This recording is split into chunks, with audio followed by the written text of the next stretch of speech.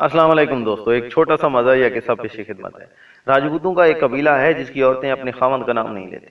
ان کے ایک محلے میں مردم شماری کا فوجی پہنچا اور ایک گھر کی گھنٹی بجائی۔ دروازے کے پیچھے سے زنانہ آواز آئی، کون؟ فوجی نے بتایا کہ اہل خانہ کے قوائف لکھنے ہیں، اپنے میاں کو باہر بھیجیں۔ بیوی نے کہا وہ تو گھر پر نہیں ہے، تو پھر آپ ہی نام وغیرہ لکھوا دیں۔ فوجی نے کہا بتائیے کہ آپ کے خاوند کا نام کیا ہے؟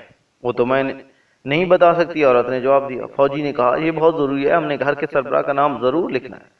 عورت بولی ایک طریقہ ہے، میں آپ سے سوال کرتی جاتی ہوں، آپ جواب دیتے جائیں۔ عورت مغلیہ خاندان کا بانی کون تھا؟ فوجی ظہیر الدین بابر۔ عورت اس کے بیٹے کا جو بادشاہ بنا۔ فوجی ہمایوں۔ ہمایوں کے بیٹے کا نام جو بعد میں بادشاہ بنا۔ فوجی جلال الدین اکبر۔ عورت بس اس نام کا آخری حرف کاٹ دو، باقی نام میرے خاوند کا ہے۔ فوجی نے پوچھا کیا آپ کی برادری بھی یہیں رہتی ہے؟ عورت نے بتایا ہاں، سارا محلہ ہمارا ہے۔